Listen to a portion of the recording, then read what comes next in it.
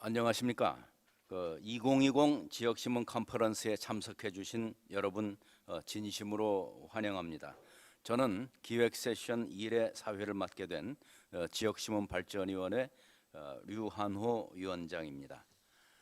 오늘 기획 세션 1은 지역의 발견, 지속가능한 저널리즘을 위한 커뮤니티 비즈니스 모델의 제안을 주제로 미디어 오늘의 이정환 대표가 발제를 해주시겠습니다. 온라인 생중계로 시청해 주시는 참가자 여러분께서는 유튜브 채팅창을 통해서 다양한 의견을 남겨주시기 바랍니다. 발제와 관련한 질문 또한 유튜브 채팅창에 남겨주시면 질의응답 시간에 답변을 드릴 수 있도록 하겠습니다. 이정환 대표 모시겠습니다.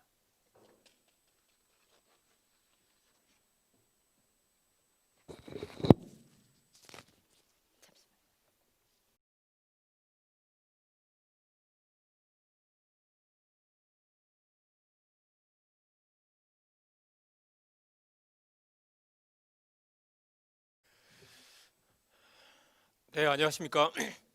이렇게 지역신문 컨퍼런스에서 중요한 발표를 맡게 돼서 정말 영광입니다. 저는 오늘 지역의 발견, 지속가능한 저널리즘을 위한 커뮤니티 비즈니스 모델이라는 주제로 한 40분 정도 말씀을 드리려고 합니다. 저는 21년 차 기자고요. 월간 말지 등에서 기자 생활했고 미디어오늘에 입사해서 미디어부장 그리고 편집국장을 지내고 4년 전부터 미디어오늘 대표를 맡고 있습니다. 카이스트에서 대학원에 재학 중이고요. 이종환닷컴이라는 블로그를 운영하고 있습니다. 투기자본의 천국, 한국의 경제학자들, 저널리즘 미래 등의 책을 저술하기도 했습니다.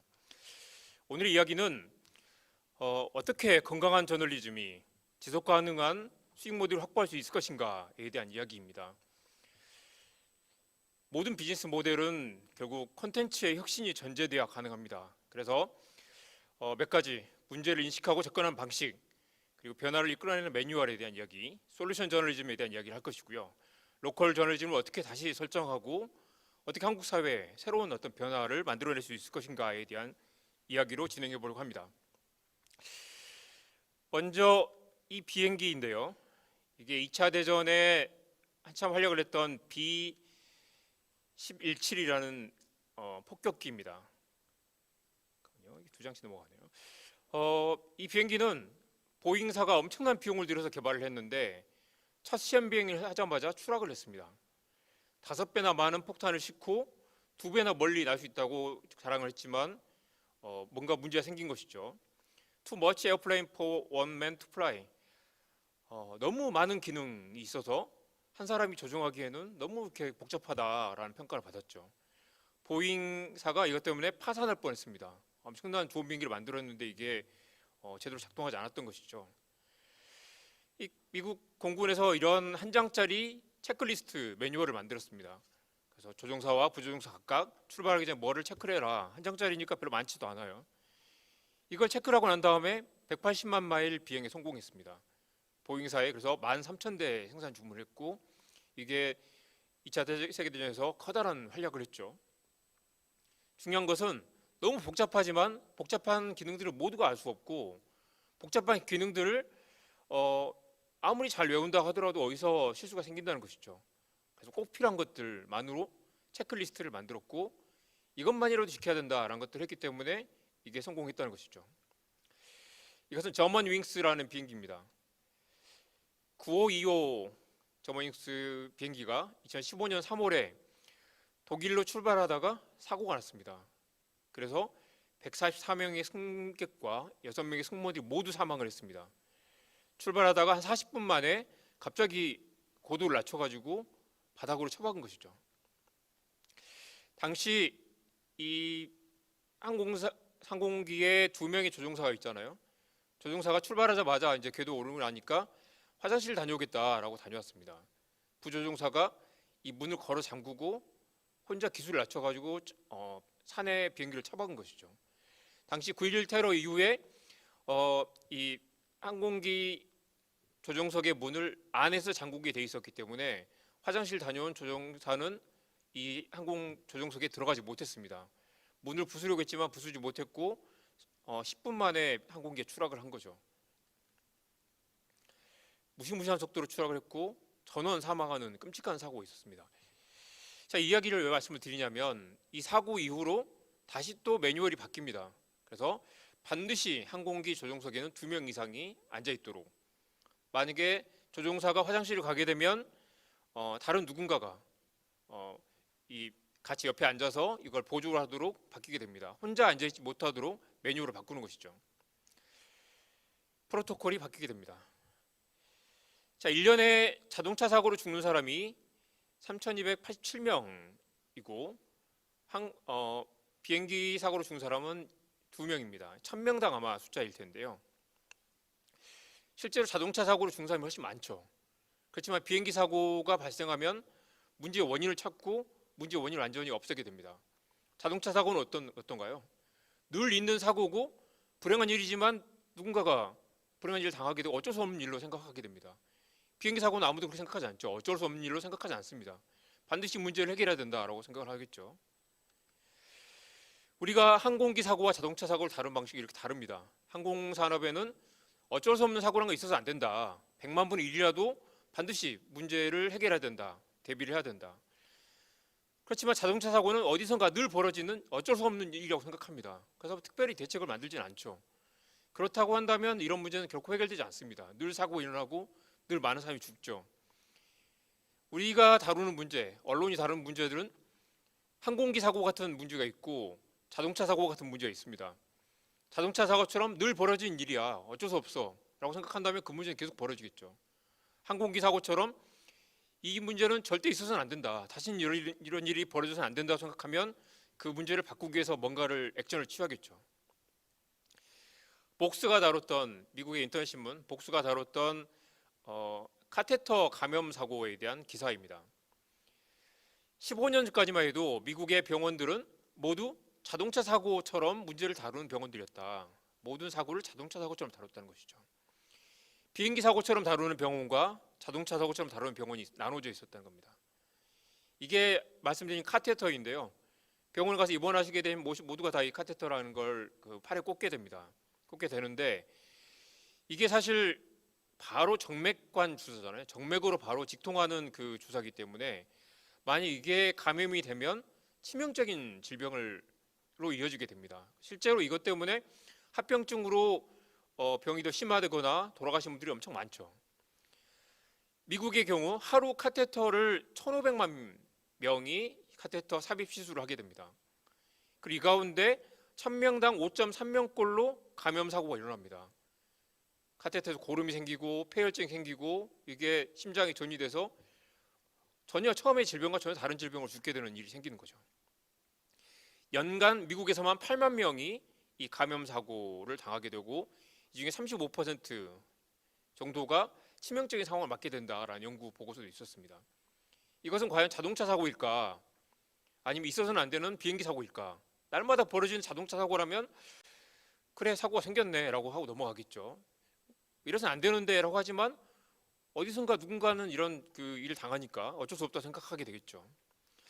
오랫동안 미국에서는 이런 일들이 자동차 사고처럼 끔찍하지만 일상적으로 벌어지는 일이라고 생각을 했습니다. 실제 미국 그 질병관리센터에는 이 문제를 해결하기 위한 90가지 지침, 무려 150페이지짜리 매뉴얼이 있었습니다. 그런데 이걸 다 읽어야 돼, 이걸 지켜야 돼 라고 하니까 너무 많으니까 아까 처음에 B17처럼 지킬 수가 없게 되는 거죠. 뭔가로 빠지게 되고 뭔가 복잡하고 중요한 거지만 잘 안 돼 라고 생각하는 그런 문제가 되는 것입니다. 미국의 벌티모어에서 한 의사가 이 문제를 해결해야 된다. 화상으로 들어온 5살 꼬마애가 멀쩡하게 화상은 치료되고 있는데 카테터 감염 사고 때문에 갑자기 이틀 만에 사망한 사고가 있었죠. 이 사람입니다. 피터 프로보노스트라는 의사였는데 체크리스트를 그래서 5가지 줄입니다. 별것도 아니에요. 손을 씻고 모자를 쓰고 가운을 입을 것, 그리고 소독제로 상처를 소독할 것, 곧바로 제거할 것 등등의 매뉴얼을 만들었고 이걸 자기네 병원부터 도입을 하기 시작합니다. 문제는 이런 체크리스트 아주 간단한 거지만 이걸 30%도 제대로 지키지 않는다.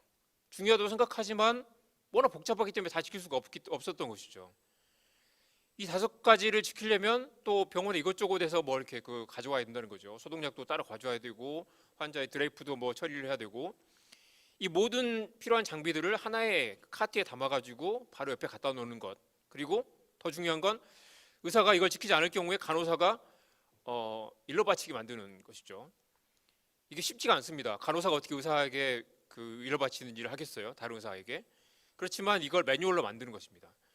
권력 관계를 뛰어넘어서 작동하는 매뉴얼을 만드는 것이 굉장히 중요했다는 겁니다. 이걸 도입한 이후에 이 병원에서는 이 감염 사고가 3개월 만에 50%가 줄었고 6개월 뒤에는 70%가 줄었습니다. 이걸 이 복수가 기사로 내보낸 것이죠. 변화를 만드는 게 어떤 게 변화를 만드는가? 이런 매뉴얼 다섯 줄짜리 매뉴얼이 변화를 만드는 것이죠. 이 체크리스트를 다른 병원에도 추천했고 60개의 병원이 동참했습니다. 그리고 이거 훈련 프로그램을 만들고 이걸 지키지 않을 경우에 어떻게 이 의사를 병원에 신고를 하는가에 대한 매뉴얼을 간호사들에게 교육을 했고요. 이런 변화는 단순히 구호나 선언으로 되는 게 아니라 이게 실제로 먹혀들게 만드는 이 구체적인 디테일들이 있는 거죠. 이 기사를 읽으면서 생각했던 건 간호사들이 의사를 감시하게 만들고 이걸 병원에 보고하기 위해서 의사가 따르게 만드는, 그리고 간호사가 의사를 고발해도 야단을 맞지 않도록 만드는 그 시스템을 만드는 게 중요하다. 굉장히 디테일이 있잖아요. 이 병원에서만 가능한 게 아니라 변화는 이렇게 가능하구나. 문제를 해결하는 방식이 어떻게 실제로 변화를 만드는가에 대한 아이디어를 주는 그런 기사입니다. 간호사가 이걸 중단시켜야 된다라는 걸 강조했고, 실제로 이걸 했더니 의사와 간호사의 소통 방식이 바뀌더라. 처음에 의사가 기분 나쁘게 생각했을 수도 있겠죠. 그렇지만 이렇게 해야 됩니다. 이게 매뉴얼입니다. 말했을 때 실제로 그래, 내가 잘못했네라고 말하고 의사가 태도를 바꾸는 것, 이게 작동된다고 확신을 하고 이걸 실제로 다른 병원으로 확산을 시켰던 것입니다. 이게 말씀드린 그 복수의 기사입니다. 문제를 다루는 방식, 이건 병원의 문제고, 이거 언론이 어떻게 접근하고 이걸 기사화하고 단순히 이런 멋진 의사가 있다라는 게 아닙니다. 그 병원에서 어떻게 어떤 부분들이 실제로 변화를 만들었는가, 이 의사를 영웅으로 만드는 게 아니라 변화의 과정들을 추적한 거죠. 이 변화를 겪으면서 병원의 시스템이 달라졌다. 사고를 자동차 사고가 아니라 비행기 사고처럼 다시는 이런 일이 있어서는 안 된다라는 인식의 전환이 이루어졌다는 거죠. 그리고 다시 나중에 사고가 발생했을 때 도대체 뭐가 문제냐, 우리는 시스템을 바꿨는데 다시 문제 생겼다라고 다시 봤더니 이게 외부 용역업체 소속의 간호사가 실수를 했던 거죠. 그래서 이제 외부 용역업체도 이 프로그램 안에 도입을 해야 된다라고 해서 동일한 훈련을 받게 하고 다시 또 바뀌게 됐다는 것입니다. 이런 건 끔찍하지만 어쩔 수 없는 일이 아니라 이 문제를 바꿔야 된다고 했을 때 어떻게 바꿀 것인가에 대한 그 매뉴얼을 만들고 실제 비행기 사고처럼 모든 원인을 검토한 다음에 다시 반복하지 않도록 그 확고하게 조직의 시스템을 바꾸는 것이죠. 비행기 사고는 끔찍하지만 자동차 사고도 결코 가벼운 게 아니고 해결할 수 있는 방법을 계속 찾아야 됩니다. 관행이란 이름으로 무시했거나 외면했던 문제를 정면으로 마주치고 구조와 문화를 바꾸는 그런 과정에 대한 이야기, 단순히 병원과 의사에 대한 이야기가 아닌 것이죠. 제가 말씀드릴 이 솔루션 저널리즘, 이 전 세계적으로 많은 언론사들이 화두입니다. 우리는 그동안 비판, 문제를 드러내는 것만으로 세상이 바뀔 거라고 생각했지만 이제 문제가 해결된 과정을 다뤄보자. 그래서 산타나에서는 성매매 문제를 거의 1년 가까이 기사를 다뤘어요. 근데 잘 바뀌지 않더라. 왜 바뀌지 않을까? 나중에 이제 이 언론사가 찾은 해법은 성판매 여성뿐만 아니라 성을 판매하는 포주들을 처벌해야 된다. 물론 쉽지는 않지만 그렇게 했더니 물론 다른 지역으로 옮겨가는 문제들은 있지만 그렇게 도 확실히 효과를 거두더라. 그 과정에서 수많은 실험과 시행착오들을 기록을 했습니다. 라디오 채널 PRI는 흑인들이 모의수유 비율이 낮다라는 문제를 보도를 하다가 그럼 흑인들의 모의수유 비율을 높이게 하기 위해서는 어떻게 될까? 흑인들을 직접 방문해서 모유수유가 건강에 좋다. 모유수유가 훨씬 더 비용을 절감하고 아이들의 건강에 도움이 된다라는 것들을 교육을 했습니다. 깜짝 놀랍게도 그걸 몰라서 분유가 훨씬 더 건강에 좋은 줄 알고 먹이는 그런 흑인 엄마들이 많았다는 것이죠. 그리고 톡식 니글렉트, 방치된 중독, 미국의 납중독 문제가 굉장히 심했는데 이 언론사 기자들이 한 번은 솔루션 저널리즘 네트워크를 찾아서 물었습니다. 우리가 10년 동안 이걸 취재를 했는데 바뀌지 않더라. 왜 바뀌지 않을까?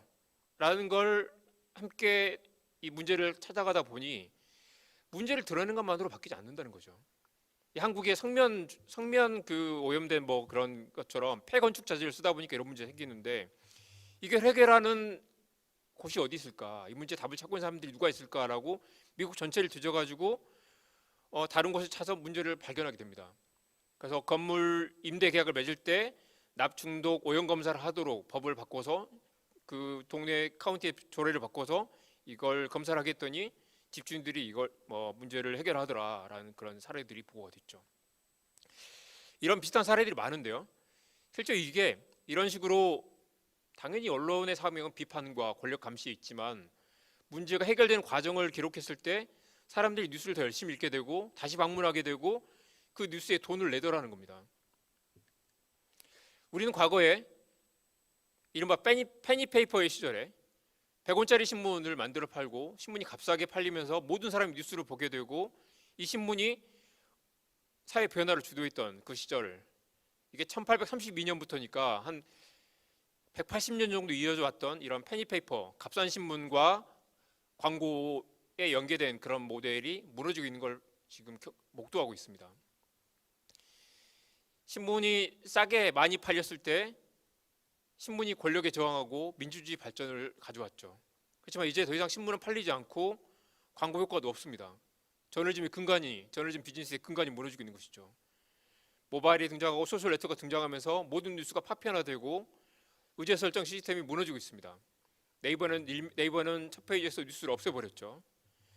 이게 작년과 올해 플랫폼의 변화인데요. 유튜브가 늘어나고 있고 나머지 플랫폼들 다 죽어가고 있습니다. 뉴스를 안 본다는 사람들이 늘어나고 있습니다. 왜냐? 뉴스를 보면 기분 나빠지고 내가 할 수 있는 일 없기 때문에 사실이 아니고 너무 힘들다. 뉴스가 너무 괴롭다라는 이야기도 많이 합니다. 기레기에 대한 분노들, 신문을 믿지 못하겠다라는 사람들이 늘어나고 있고요. 권석천 JTBC 보도국장 이런 말을 했습니다. 100m 달리기를 하듯이 살고 있고 진짜 알려야 될 것들을 외면하고 있었던 게 아닌가라는 반성을 해본다. 저널리즘 위기는 사실 언론사들의 위기고 언론사들의 위기는 사실 우리가 그동안 우리가 해야 될 일들을 제대로 하지 못하고 있기 때문입니다. 얼마 전 한 시사인 설문조사에서는 코로나 이후 신뢰도 변화를 봤더니 낯선 사람보다 언론을 더 믿지 못하겠다라는 놀라운 결과도 있었습니다. 다시 돌아가면 아까 카테터 감염 사고를 다룬 그 복수의 기사, 결국 그 기사는 지역 언론의 로컬 저널리즘의 문제입니다. 한 도시에서의 변화, 벌티모어라는 한 병원에서 일어난 변화를 집요하게 추적해 들어간 것이죠. 우리가 보는 뉴스는 지역의 뉴스가 있고 국가 단위의 뉴스가 있고 글로벌 단위의 뉴스가 있습니다. 사실 제일 중요한 건 우리 지역에서 내 삶에서 무슨 일이 벌어지고 있는가가 나에게 가장 중요한 뉴스고 국가적 차원에서 또는 글로벌 차원에서 트럼프가 당선되거나 말거나 그건 중요한 이슈긴 하지만 사실 나의 삶과 직접적 관계는 없는 문제고 그 뉴스는 수천 개, 수만 개 언론사에서 비슷비슷한 뉴스를 쏟아내고 있죠. 내가 정말 열광한 뉴스, 어디 신문에 무슨 뉴스가 정말 좋더라 할 때 그 뉴스는 과연 어떤 뉴스인가? 나에게 정말 필요한 뉴스, 재미있고 좋은 뉴스, 누군가가 알아야 되지만 내가 딱히 몰라도 되는 그런 뉴스와 중간에 있는 것이죠. 장기적으로 뉴스는 더욱더 지역으로 가야 된다. 내 삶의 문제를 다루는 뉴스가 정말 필요하고 사람들이 거기에 돈을 내고 그런 뉴스들이 실제로 우리 삶의 변화를 만들어낼 것이다라는 이야기입니다. 지역의 발견, 제가 오늘 드리고 싶은 말씀은 지역이라는 가치를 다시 설정해야 된다는 것입니다. 언론이 지역을 다시 발견해야 된다는 것입니다. 오늘 이 다른 세션장에서 발표하실 수많은 지역 언론의 사례들이 있겠습니다만 언론이 지역을 다루는 방식이 달라져야 된다는 것이죠. 이거는 보스턴 글로브를 다룬 영화 스포트라이트였습니다. 기자들이 지역의 한 카톨릭 사제의 성추행 파문을 취재하고 와서 기사를 씁시다라고 하니까 마틴 베런 편집국장이 이런 말을 하죠. 개별 사례가 아니라 조직에 초점을 맞춰야 한다. 구체적인 시스템적인 문제, 조직의 문제를 고발해야 된다. 체계적인 문제를 고발해야 된다. 개별 사례, 한 개인의 문제라면 그건 거기서 끝나겠지만 이게 조직적인 문제고 시스템의 문제라면 근본적 문제를 바꿀 수 있다는 것이죠. 그래서 기사를 빠꾸시키고 다시 쓰게 하고 취재와 취재를 거듭해서 엄청난 그 대형 파문으로 커지게 됩니다. 우리가 빙산을 발견하면 빙산에 드러난 부분은 10%밖에 되지 않습니다. 나머지 90%는 수면 아래 가라앉아 있죠. 우리가 그동안 다뤘던 문제는 위에 10% 부분의 이슈들이 대부분입니다. 이런 문제가 있다라고 툭 던져놓는 식의 보도가 많았죠. 제가 말씀드리고 싶은 건 문제 해결 방법으로서의 저널리즘 싱킹 방법론이라는 걸 저는 이야기를 하는데요. 기자들이 제일 잘하는 게 뭐냐? 문제의 본질이 무엇인가를 이야기하는 게 기자들이 해야 될 일이고 기자들이 가장 잘하는 일입니다. 사건이 아니라 마틴 베런이 이야기했던 것처럼 패턴과 구조, 해법에 접근하는 과정에 대한 얘기를 해야 된다. 독자들이 원하는 게 바로 그거라는 거죠. 그리고 문제를 드러내는 것뿐만 아니라 사회 혁신, 변화를 끌어내는 과정에 저널리즘이 참여를 해야 한다는 것입니다. 문제를 규정하고 원인을 분석하고 해법을 찾기 위한 실험과 탐색 그리고 토론의 과정에 저널리즘이 기여를 해야 한다는 것입니다. 실제로 미국에서도 기자들에게 시스템 싱킹과 디자인 싱킹을 교육하는 그런 기관이 늘어나고 있습니다. 시스템 싱킹이나 디자인 싱킹은 둘 다 마케팅이나 비즈니스 영역에서 많이 썼던 개념이지만 기자들이 그걸 알아야 한다는 것이죠. 시스템 싱킹이라는 건 구조를 파헤치는 것입니다. 관계와 연결이 어떻게 되어 있는가, 사건과 사건이 어떻게 관계를 맺고 있고 등장인물과 등장인물이 어떤 연결되어 있는가, 이 연결 구조를 따라가다 보면 어떤 구조가 드러나는가를 파헤치는 게 시스템 싱킹입니다. 디자인 싱킹은 거꾸로 문제에서 기회, 해법에 접근하는 과정입니다. 그래서 계속해서 수많은 프로토타입, 아이디어를 던지고 그 아이디어가 맞는가 검증하면서 최선의 해법을 찾아가는 그런 과정이 디자인 싱킹이라고 하죠. 그래서 빙산의 일각에서 구조를 찾아가는 게 시스템 싱킹이라면 구조에서 다시 해법을 끌어내는 게 디자인 싱킹이고, 제가 말씀드린 저널리즘 싱킹이라는 건 제가 잘하는 게 뭔가요? 사실에서 문제를 발견하고 지금까지 우리가 문제를 툭 던져놓는데 그쳤다면 질문과 반론을 거듭하면서 문제를 정확하게 규정하는 것, 그게 저는 저널리즘 싱킹이라고 말합니다. 우리에게 어떤 질문이 필요할까? 해법을 찾아나가기 위한 과정이 필요하고 한 발짝 앞으로 나가기 위한 질문과 토론이 필요한데 저는 이걸 저널리즘 싱킹이라고 말하고 이게 솔루션 저널리즘의 근본 방법론이 돼야 된다고 생각합니다. 솔루션 저널리즘은 언론이 답을 내놓는 게 아니라 언론이 카테터 감염 사고의 답을 어떻게 알겠어요? 이게 문제가 뭔가요? 답이 뭔가요? 물어봐서 인터뷰에서 답을 낼 수는 있겠지만 기자들은 관찰하고 기록하는 사람이지 우리가 답을 내놓을 수는 없습니다. 청년 실업 문제를 여러분 이렇게 하면 해결됩니다라고 기자가 답을 내놓을 수 있나요? 그렇게 할 수 있으면 좋겠지만 사실 그건 기자들 영역이 아닌 것입니다. 솔루션 포커스드 저널리즘이라는 건 답을 찾아 나가는 과정, 답이 무엇인가 고민하고 있는 사람들을 만나고 현장에서 답을 찾기 노력하는 사람들에게 계속 물어보고 그 과정에 대한 이야기를 해보자는 것이죠. 우리에게는 너무 많은 문제들이 있습니다. 문제가 중요하지 않다는 게 아니고 제가 늘 솔루션 저널리즘을 이야기할 때 강조하는 것은 문제를 이야기하지 말자는 것이 아닙니다. 문제는 굉장히 중요하지만 거기서 끝나지 말자. 가능하다면 좀 더 나가서 해법을 찾는 과정에까지 더 나가보자라는 것입니다. 프로블럼스 스크림, 문제는 비명을 지르지만 솔루션스 위스퍼, 해법은 속삭인다. 우리에게는 더 많은 해법과 대안을 모색하는 과정에 대한 이야기가 필요하다는 것입니다. 독자들이 원하는 것, 세상은 슈퍼맨이 바꾸는 게 아니고 언론이 슈퍼맨이 아닙니다. 여러분 이게 문제니까 이렇게 하면 돼요 라고 언론이 던져줘서 세상이 바뀌는 게 아니라는 것이죠. 우리에게는 너무 많은 문제와 시시하고 지루한 대안이 두 가지가 있습니다. 무엇을 할 것인가? 독자들이 묻고 있는 건 그것이죠. 더 나은 세상을 만들기 위해서 우리는 무엇을 해야 하는가? 무엇을 할 수 있는 것인가에 대한 이야기를 언론에서 읽기를 원하는 것입니다. 그게 아니기 때문에 뉴스를 읽는 게 괴롭고 신문을 보면 지루하고 힘들고 불쾌해지는, 그래서 뉴스를 멀리하게 되고 무기력하고 냉소하게 되는, 세상은 원래 이래 아무리 해도 바뀌지 않아 라고 생각하게 된다는 것이죠. 사건에서 우리가 멈췄다면 사건에서 패턴과 구조와 맥락과 모델을 읽는 것, 관찰이 그치지 않고 발견하고 이해하고 해법에 다가가는 과정이 솔루션 저널리즘이라고 저는 이야기를 합니다. 뉴스가 속보와 왼쪽에 속보, 탐사보도, 그 다음에 솔루션 저널리즘이라면 속보는 지금 무슨 일이 벌어지고 있는가, 탐사보도는 왜 이런 일이 벌어졌는가에 대한 과거를 추적하는 이야기인 것이고, 솔루션 저널리즘은 그렇다면 이제 what now 우리가 이제 무엇을 해야 되는 것인가에 대한 이야기를 하는 게 솔루션 저널리즘입니다. 그동안 육하 원칙에 대한 보도 굉장히 중요합니다. 사실 전달 보도 굉장히 중요하지만 what now에 대한 이야기도 해보자, 할 수 있다면 해보자라는 것이죠. 누가 무엇을 어떻게 했는가라는 것보다 누가 했는가 보다 이걸 어떻게 했는가. 아까 프로보노스트라는 의사가 어떻게 벌티모어에서 카테터 감염 사고를 줄였는가. 그 사람이 아니라 그 과정에서 어떤 디테일들이 성공을 만들었는가에 대한 이야기, 그리고 어떤 것들은 실패했고 어떤 것들은 효과가 있었는가에 대한 이야기, 거기서 우리가 무엇을 배워야 하는 것인가에 대한 이야기를 해보자는 것이죠. 말씀드렸듯이 우린 늘 문제를 드러냅니다. 10년 동안 썼는데 아무것도 바뀌지 않더라라는 아까 톡식 니글레트의 사례. 완벽한 해법이 있을 수 없고 언론이 답을 내놓을 수도 없습니다. 그렇지만 답을 찾는 과정에 대한 이야기, 현장의 실험과 실패 경험을 나눌 수 있다라는 게 제가 드리고 싶은 말씀이고, 이게 사실 지역에 천착하는 지역 저널리즘의 핵심 화두, 그리고 우리가 지역에 접근하는 방법론이 돼야 된다는 게 제 생각입니다. 소설가 김훈 선생이 이런 말을 했습니다. 목숨이 낙엽처럼 떨어진다.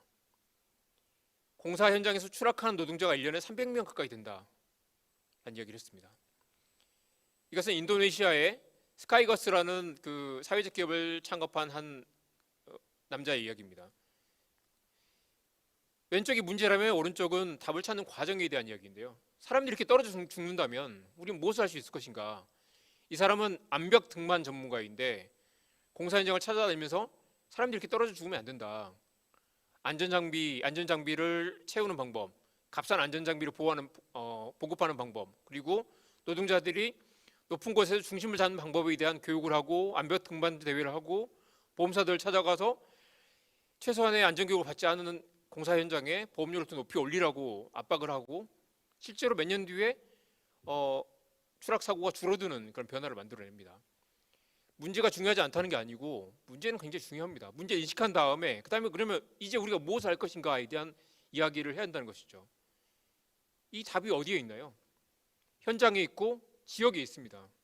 지역에서 만약 어떤 우리가 아이디어를 얻는다면 그 아이디어는 대구가 아니라 울산이 아니라 인천이 아니라 전국 모든 곳곳에 우리가 인도네시아의 이런 사례들, 아까 볼티모어의 사례들을 공부하고 배우고 거기서 아이디어를 얻는 것처럼 글로벌하게 먹히는 가장 지역적인 게 가장 글로벌한 그런 해법이 될 수도 있는 것입니다.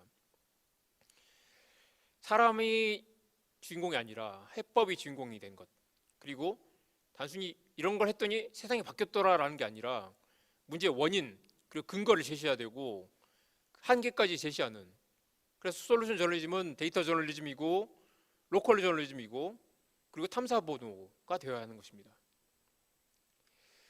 이거 정말 훌륭해 라는 것만 가지고 안 되고 측정 가능하고 검증한 해법, 확장성과 복제 가능성, 사실 멋진 사례 하나만으로 가능한 게 아니라 이게 어떻게 그러면 다른 곳으로 확장할 수 있는가, 이런 사례들을 어떻게 다른 문제로 확장할 수 있는 것인가, 인천의 사례가 대구와 울산으로 복제할 수 있는 것, 이걸 그대로 따라해서 우리도 해보자라고 바꿀 수 있는 그런 복제 가능성이 중요하죠.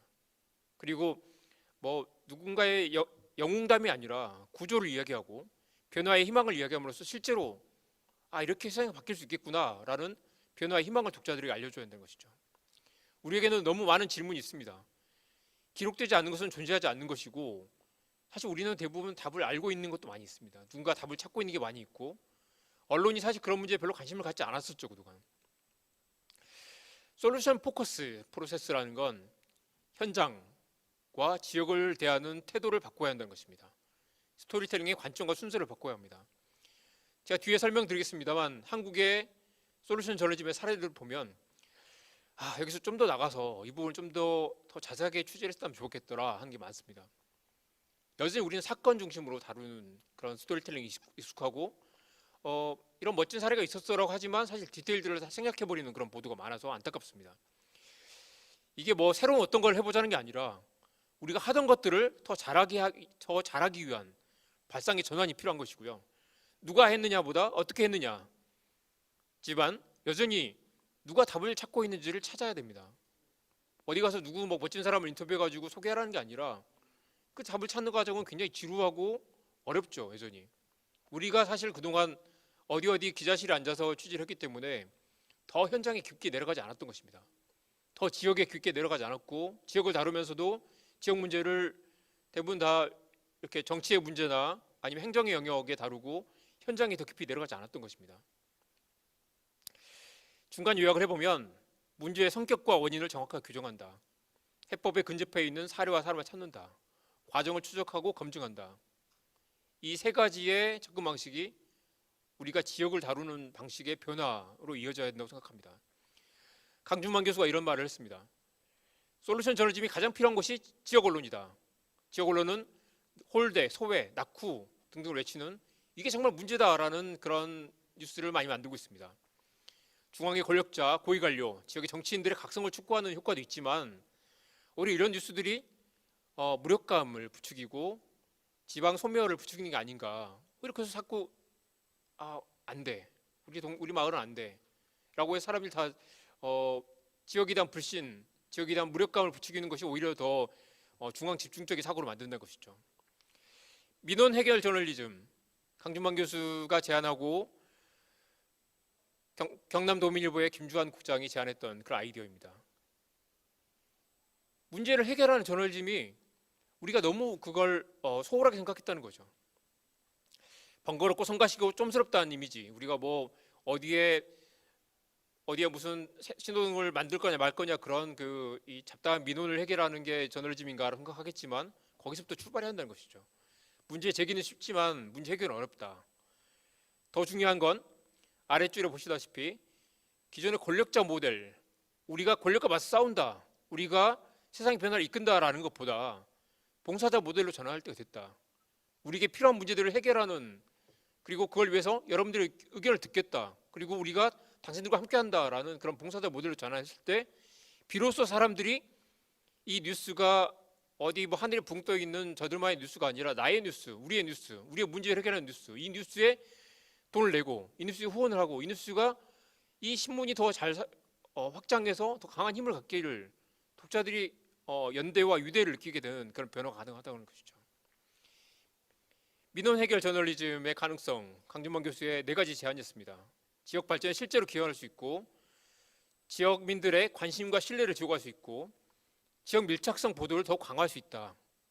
이게 지방자치단체의 어떤 정책의 문제가 아니라 실제 변화를 만들기 위해서 뭐가 필요한가에 대한 이야기. 작은 것이 중요하다. 한 번 보도한 건 끝까지 책임진다라는 태도가 필요하고, 이런 보도가 갈등 유발 저널리즘, 필요할 때는 갈등 유발할 필요도 있겠지만 사람들에게 더 박수와 성원, 열정을 끌어낼 수 있다. 폭로 저널리즘과 달리 폭로 저널리즘이 중요하지 않다는 게 아닙니다. 그것도 중요하지만 큰 비용을 들이지 않고 실천으로 이어질 수 있는 그런 변화를 만들어야 된다는 것입니다. 제가 이제 최근에 이달의 기자상 받은 사례들을 쭉 살펴보면서 3가지를 오늘 뽑아봤습니다.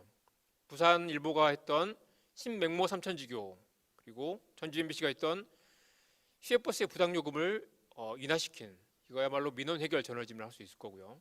부산일보가 난개발의 그늘을 다룬 사례가 있었습니다. 주목할 만한 건 숫자로 변화를 입증하는 것입니다. 전주 이 완주군에서는 대부분 학생들이 이제 중고등학생이 되면 도시로 옮겨간다는 거죠. 이게 1000명 정도가 6년 동안 감소를 했습니다. 그랬더니 이제 이 지역혁신, 에듀혁신 프로그램을 만들고 나서 나중에 이게 30% 가까이 혁신학교를 만들고 교육에 투자를 했더니 30% 가까이 국내 고등학교 진학자가 늘었다고 합니다. 실제로 이제 여기서도 아셨던 건 이제 더 디테일들을 더 파고들어야 된다. 여전히 사실은 이제 정책으로 무슨 정책을 펼쳤더니 뭐가 바뀌었다라는 이제 행위 주체자와 결과만 나와 있긴 한데, 여기서 좀 더 디테일을 들어가면 과연 그러면 이게 변화가 이 1000명이 줄었던 데서 30%가 늘었다, 이 변화가 과연 이 정책 효과인가라는 걸 검증을 해야 되고, 그 과정에서 효과가 어떻게 가능했는지를 좀 더 깊게 분석을 했으면 훨씬 더 중요한 솔루션 저널리즘 케이스 스터디가 됐을 거라고 생각합니다. 문제를 정확하게 드러내면 해법이 다가온다, 해법이 따라온다. 아까 말씀드린 완주군의 그 시외버스의 이야기인데요. 이게 고속도로를 경유하면 요금이 낮은데 일반 국도를 통과하면 비용이 높기 때문에 일부러 고속도로가 아니라 국도로 가는 노선을 만들어 놓고 비용을 높게 잡았다는 거죠. 이걸로 버스 회사들이 3억 가까이 수익을 챙겼는데 이 문제를 계속 보도하고 실제로 요금을 900원씩 일괄 인하하는 그런 변화를 만들어냈습니다. 이건 사실 솔루션 저널리즘보다는 민원 해결 저널리즘에 가깝지만 이 보도를 보고 수많은 독자들이 열광했겠죠. 야, 역시 이런 신문, 이런 방송이 우리의 삶을 더 나은 삶을 바꾸는구나. 이건 아주 작은 부분일 수도 있겠지만 실제로 이렇게 변화가 일어나고 이런 변화가 가능하다는 것입니다. 이건 광주 KBC, 광주방송이 다뤘던 산업특례요원의 문제인데요. 1대1 면담을 강화하고 부당행위를 확인했다. 그렇지만 여전히 더 심한 괴롭힘과 부당해고에 노출되고 있다. 이걸 이제 내부 고발을 하게 한다고 해서 과연 이 문제가 해결되는가 문제. 보도 이후에 대한 애프터 서비스에 대한 기사를 다뤘고 그리고 여전히 문제 해결되지 않고 있다라는 문제를 다뤘습니다. 이런 기사도 엄밀하게 솔루션 저널리즘이라고 보기는 어려울 수도 있지만 저는 굉장히 중요한 그 변화를 중요한 시도를 한 그런 기사라고 생각합니다. 사실은 이제 여기서도 이런 문제 산업 그 요원들이 산업기능 요원들이 실제로 현장에 겪는 불이익 그리고 여전히 굉장히 그 노예 제도처럼 이렇게 그 종속되어 있는 문제들 그리고 불만을 제대로 제기할 수도 없는 그런 문제들이 있지만 이 문제를 어떻게 해결할 것인가에 대한 중요한 화두를 던진 것만으로도 의미가 있다고 생각하고요. 실제로 이 기사를 보면서 느꼈던 건 야, 여전히 답이 없구나. 여기서부터 더 들어가서 출발을 해야 한다고 생각합니다. 우리가 뉴스의 사막을 이야기하죠. 시간이 뉴스의 사막을 이야기하죠. 이 하얀색으로 된 부분이 이 지역을 다루는 일간 신문이 하나도 없는 곳입니다. 수많은 신문사들이 망하고 있고 지역 신문의 그 몰락이 미국에서 가속화되고 있습니다. 덴버 포스트라는 신문이 2013년에 퓰리처상을 받아서 로비에서 기념사진을 찍었는데 경영이 어려져서 그 다음에 이렇게 많은 사람들이 해고가 됐습니다. 이게 미국에서 겪는 문제가 아니라 한국에서도 겪는 문제죠. 독자들은 이제 다음날 배달될 48면 신문을 기다리지 않고 9시 뉴스를 기다렸다가 광고를 참으면서 보는 그런 시대도 아닙니다. 독자들은 사실의 나열이 아니라 사실과 사실이 연결되는 맥락, 뉴스 이면의 본질을 더 궁금해합니다. 언론이 틀어지고 있으면 진실이 공개되지 않는 시대도 아니고 언론이 민주주의 최전선에서 권력과 맞서던 시대도 아닙니다. 사건은 발생되는 순간 빛의 속도로 전달되고 독자들은 이제 이게 무슨 의미인가? 다른 사람은 어떻게 보는가? 이게 앞으로 어떻게 될 것인가? 우리는 무엇을 할 수 있는 것인가를 더 궁금해하고 그런 기사를 찾기 원합니다. 저는 여기에 우리가 로컬 저널리즘, 한국 저널리즘의 기회와 가능성 그리고 지속 가능한 생태계를 위한 비즈니스 모델의 기회가 있다고 생각합니다. 시간이 저는 1시간인 줄 알았는데 시간이 많지 않네요. 벌써 40분이 지났고 우리가 뉴스 플로우 독자와 에디션 독자가 있다고 한다면 마지막으로 이 말씀을 드리고 싶습니다. 뉴스 플로우 독자들은 계속해서 업데이트되는 뉴스를 찾고 에디션 독자들은 뉴스의 패키지 16면, 48면, 48면 신문을 처음부터 끝까지 넘겨보는 그런 독자들은 갈수록 줄어들고 있습니다. 여전히 뉴스 생산자들은 뉴스 에디션을 만드는데 우리의 모든 열정을 쏟아붓고 있죠.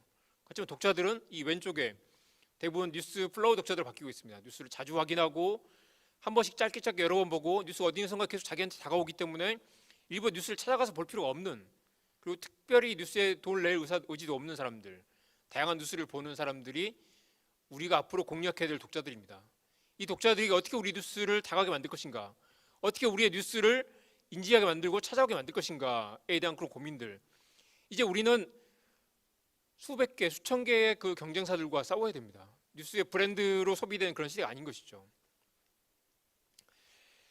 과거에 이처럼 그 뉴스를 골라서 보는 시대에서 수많은 뉴스들이 경쟁하는 이런 시대에 어떻게 우리 이들의 뉴스의 스트림, 이들의 뉴스 플로우에 우리의 뉴스를 등장하게 만들 것인가를 고민하면 결국 우리는 완전히 차별화된 뉴스, 독자들이 열광할 만한 뉴스를 만드는 방향으로 바뀌어야 되고 그게 앞서 말씀드린 우리 삶의 문제에 집중을 해야 한다는 것이죠. 사람들이 비용을 지불하는 건 좋은 이야기가 아니라 나에게 필요한 이야기. 그들이 찾는 이야기와 우리가 알려야 될 이야기에 접점을 어떻게 만들 것인가가 굉장히 중요합니다. 시간이 없어서 네네 그래요. 네. 그 마지막 이제 오늘 핵심이기도 했죠. 지속 가능한 저널리즘 생태계를 위한 비즈니스 모델을 어떻게 만들 것인가에 대한 이 아이디어를 좀 드리려고 합니다. 핵심 가치는 결국 연결과 관계. 우리가 로컬 저널리즘, 지역 저널리즘을 이해한다면 지역 주민들과 우리 뉴스 소비자들과 어떻게 연결되고 어떻게 관계를 맺을 것인가가 결국 핵심입니다. 뒤에 말씀드리겠지만 뉴스 비즈니스 모델이 50가지나 있어요. 사실 근데 그 디테일들을 이해하는 건 큰 의미가 없습니다. 우리의 뉴스가 돈을 낼 만한 콘텐츠가 아니고 독자들이 뉴스에서 멀어지고 있다라는 걸 바꾸지 못한다면 아무리 멋진 비즈니스 모델이 있다고 해도 그 무슨 소용이 있겠습니까? 최근에 그 여러 가지 스타트업들을 살펴보면 굉장히 새로운 모델들이 많이 나타나고 있습니다. 새로운 비즈니스 모델이 나타나고 있고 이제 주류 언론이 아니지만 소셜과 뉴미디어에서 실제로 이익을 내고 독자들 만나는 그런 수많은 모델들이 나타나고 있습니다. 우리의 전통적인 그 뉴스 컴퍼니들은 여기에 속해 있지 않죠. 대중의 관심과 언론의 관심, 그리고 지불사가 있는 콘텐츠가 다 다르죠. 그렇지만 여기에 우리가 이 공통 분모가 우리 장기적으로 비즈니스 모델을 집중해야 될 부분일 것이고 실제로 이걸 이제 확장해 나가면서 대중의 관심을 이쪽으로 옮겨오는 그런 전략도 필요할 것입니다. 우리가 최고의 콘텐츠를 만들고 있기 때문에 독자들이 돈을 낼 거다라고 생각하는 건 실제 그런 전략은 이제 먹히지 않는 것 같아요. 어떻게 대중 관심을 우리 쪽에 끌어오게 만들고 우리가 어떻게 대중 관심을 좀 더 다가가고 지불사가 있는 콘텐츠를 넓히고 우리 조직의 문화를 바꿔서 좀 더 지속 가능한 비즈니스 모델에 맞는 그런 조직 문화를 바꿀 것인가, 어떻게 대중의 열광과 대중의 몰입을 끌어낼 것인가에 대한 것도 굉장히 중요하죠. 저널리즘은 공공재다. 공공의 가치에 복무해야 하고 우리 기사는 좀 더 많은 사람들에게 널 읽혀야 된다. 지금까지는 만들어 놓으면 팔리던 시대, 그리고 뉴스를 최대한 신문을 최대한 많이 구독하게 하면 우리 영향력이 높아지는 그런 시대였지만 사실은 이제 종이신문의 미래가 어느 정도 끝나가고 있다는 걸 다들 절감하고 계실 것이고 아까 보셨다시피 수백 수천 개의 플랫폼과 경쟁하는 시대에 어떻게 우리 콘텐츠를 부각시킬 것인가에 대한 고민이 굉장히 중요합니다. 독자에게 영합하자는 이야기가 아니고 저널리즘의 원칙을 양보하자는 이야기도 아닙니다. 지속 가능한 저널리즘 위해서 독자들과의 강한 연대, 독자들과 강한 지지가 필요하다는 것이죠. 이야기만 드릴게요. 그 코로나 국면에 미국과 유럽의 사례지만 독자들이 굉장히 많이 늘어났습니다. 늘어났고 메뉴 보시면 뉴스 열성 독자들이 우르르 몰려왔다가 상당 부분이 남습니다. 중요한 건 뭐냐면 우리가 킬러 콘텐츠가 있다면 킬러 콘텐츠를 독자들이 들어왔을 때 그중에 상당수 독자들을 충성 독자로 남길 수 있다는 것입니다. 우리 독자들 대부분 뜨내기 독자들이고 어디선가 뉴스를 보러 왔다가 빠져나가 버리죠. 그런 독자들이 거의 80% 90% 이상입니다. 그렇지만 우리가 킬러 콘텐츠를 만들었을 때 그 독자들 중에 일부는 남는다는 것이죠. 그 남는 독자들이 충성 독자로 남는 독자들이 실제로는 5% 그리고 거기에 실제 돈을 내는 독자들은 1%도 채 되지 않습니다. 그렇지만 거기서 출발해야 되고 그 비율을 높여가는 게 우리 장기적인 전략이 되어야 한다는 것입니다. 우리 뉴스 비즈니스 모델, 페이월, 구독, 광고, 그다음에 광고를 안 보고 돈을 내게 만드는 모델, 그리고 여러 가지 이벤트들, 이커머스, 뉴미디어 모델 등이 많이 있습니다. 앞서 말씀드렸듯이 결국 이런 모델들은 결국 다 하나의 주제로 연결됩니다. 이건 텍사스 트리뷴이 기자들과 지역 주민들의 그 토론 모임을 정기적으로 만드는데 이 모임은 무료입니다. 무료 이벤트들을 만드는데 여기 사람들이 후원을 하죠. 이 이벤트 비즈니스 모델이 텍사스 트리뷴 같은 경우는 전체 매출의 절반 이상을 차지합니다. 이런 모델들이 독자들이 이 신문이 우리와 함께한다. 이 신문이 우리의 문제를 해결하기 위해서 우리 지역 사회에 이 신문이 꼭 있어야 된다라는 이 연대와 유대감을 만드는 것이죠. 비즈니스 모델과 뉴스룸의 철학이 결코 따로가 아니다. 실제로 상당수 많은 언론사들에서 한 3분 안에 끝내겠습니다. 상당수 많은 언론사들에서 매출을 비즈니스 모델을 위해서 저널리즘의 철학을 희생하는 그런 일들이 많이 벌어지고 있지만 그걸 얘기하는 게 아니라 지속 가능한 비즈니스 모델, 건강한 비즈니스 모델을 위해서 뉴스룸의 문화와 조직의 철학을 바꾸는 그런 변화가 필요하다는 것입니다. 방금 말한 게 이게 뉴욕타임즈의 마크 톰슨의 이야기였습니다. 텍사스 트리뷴의 팀 그릭스는 이런 말을 했습니다. 탄탄한 수익 구조가 뒷받침돼야 기업이나 외부 압력에서 저널리즘의 가치가 훼손되지 않는다. 자, 그렇다면 다시 거꾸로 돌아가서 탄탄한 수익 구조, 건강한 수익 구조를 만들기 위해서는 어떤 콘텐츠를 만들어야 되는가에 대한 그런 고민들이 필요하겠죠. 또 넘어갈게요. 언론이라는 공공재를 후원하는 시민들에게 어떤 가치를 일깨울 것인가가 굉장히 중요하고요. 더욱더 삶의 문제로 돌아가야 한다. 우리가 그동안 해왔던 공급자 중심의 관성과 관행을 깨는 조직 문화, 그리고 구성원들이 계속해서 실험과 벤치마킹을 할 수 있도록 핵심 가치는 다시 강조하지만 연결과 관계, 우리는 독자들과 더 많이 소통해야 하고 디지털과 소셜 환경을 따라잡는 콘텐츠 전략이 필요합니다. 그걸 가능하게 하기 위해서 앞서 말씀드린 것처럼 전 더 지역에 특화된 콘텐츠, 솔루션 저널리즘을 대안으로 제안하는 것이고요. 지속 가능한 저널리즘 생태계와 건강한 뉴스 비즈니스 모델의 두 마리 토끼를 잡는 것이 가능할 거라고 생각합니다. 언론의 변화도 필요하지만 사회적으로 지역과 삶의 문제에 관심을 일깨우는 변화가 필요하다고 생각합니다. 사람들이 언론을 통해서 변화에 대한 희망을 일깨우도록 만들어야 되고, 제가 몇 가지 제안 드리고 싶은 건 지역신문발전위원회와 언론재단에 제안하고 싶은 건 스토리텔링 혁신을 위한 지역 언론인들의 워크숍 프로그램들을 만들어야 됩니다. 오늘 다른 방에서 벌어지고 있는 그런 프로그램들을 1년에 한 번 요식적인 행사가 아니라 더 디테일하게 더 심층적인 논의들을 하는 모임들을 계속 더 많이 만들어야 한다고 생각합니다. 구독과 후원 모델을 구축하기 위한 개별 언론사들에서 구축하기 어려운 이런 모델들을 공용 플랫폼을 만드는 변화도 필요하다고 생각합니다. 그걸 통해서 뉴스와 독자들의 관계를 재설정하는, 독자들의 습관을 바꾸는 변화가 필요하고요. 마지막으로 강조하고 싶은 건 잘 만드는 것도 중요하지만 더 널리 익히게 만드는 전략, 저널리즘과 테크놀로지 협업을 지원해야 되고, 우리에게는 더 많은 실험과 혁신 그리고 변화에 대한 확신이 필요합니다. 그걸 위해서 결국 우리가 선택과 집중하지 못했던 것, 왜 독자들이 떠나가고 있는가, 그걸 위해서 저는 솔루션 저널리즘과 더 지역에 특화된 이슈들, 그리고 뻔하지 않는 많이 차별화된 그런 콘텐츠 전략을 만들기 위한 조직의 문화를 바꾸는 작업들이 필요하다고 생각합니다. 이게 정말 마지막인데요. 제가 늘 조직의 혁신, 저널리즘 혁신을 얘기할 때 이걸 마지막으로 보여드립니다. 할 수 있는 것과 해야 하는 것이 다릅니다. 야, 이런 것도 한번 해보자라고 많은 사람들이 저널리즘, 디지털 혁신에 이런 실험들을 많이 하는데, 많은 지역 언론들이 요즘 유튜브도 하고 소셜 미디어도 하고 뭐도 많이 하죠. 할 수 있는 것은 해도 됩니다. 그렇지만 할 수 있는 것이 꼭 해야 되는 것은 아니죠. 해야 하는 것들이 무엇인지 를 찾고 해야 하는 것들에 집중을 해야 됩니다.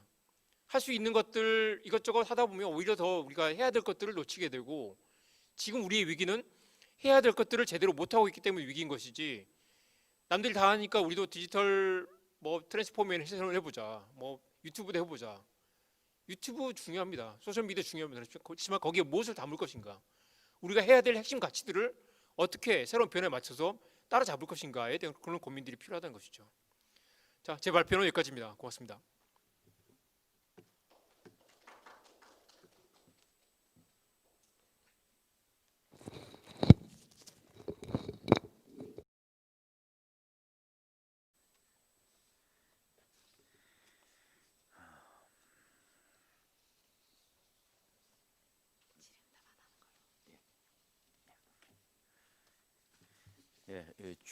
중요한 발표를 해주셨습니다. 지역의 발견, 그리고 지속 가능한 저널리즘을 위한 커뮤니티 비즈니스 모델의 제안, 여기에서 솔루션 저널리즘을 주제로 해서 쭉 발표를 해주셨습니다.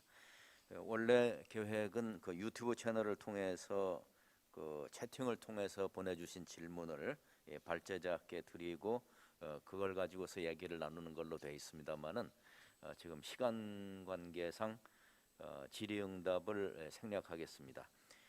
불행히도 질문이 하나도 들어오질 않았고, 그리고 또 그래서 발제자께 시간을 조금 더 드리는 식으로 진행을 했습니다. 그래서 시간 관계상 질의응답은 그냥 생략하고요.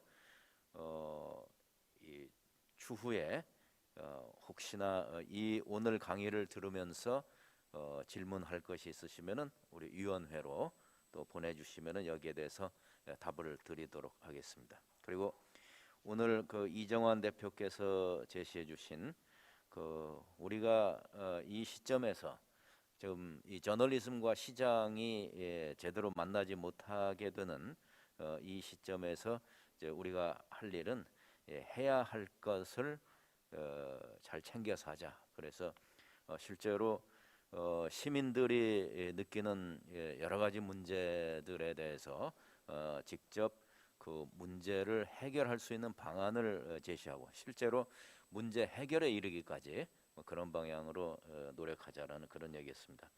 자, 이 컨퍼런스를 위해서 멀리서 발걸음해 주신 발제자와 온라인 생중계를 통해서 참여해 주신 시청자 여러분께 다시 한번 감사 인사를 드립니다.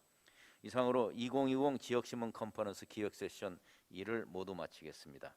지금까지 지역신문 발전위원회 류한호 위원장이었습니다. 감사합니다.